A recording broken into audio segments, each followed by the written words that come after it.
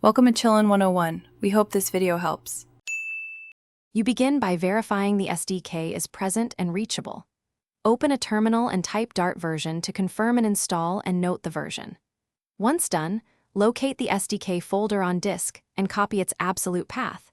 You will need it for IDE configuration.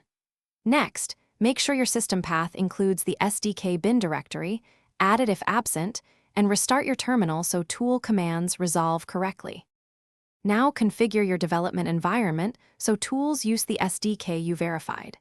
In VS Code or IntelliJ, go to Settings and explicitly set the Dart SDK path you copied. This prevents the IDE from relying on bundled or wrong SDKs. Then install or enable the Dart extension or plugin and restart the IDE so changes take effect. Finally, run Flutter Doctor or Dart Analyze to surface any lingering configuration issues, and follow the diagnostic recommendations presented. Finish by validating the setup. Open or create a simple Dart file and run Dart Run or Dart Compile to ensure execution works. If the IDE still flags the SDK as not configured, clear the IDE cache, restart the application or the system, and reopen the project so settings reapply.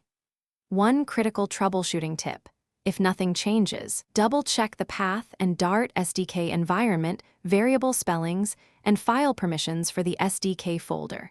Incorrect names or blocked access are the usual culprits. Thanks for watching. Consider subscribing if we helped you.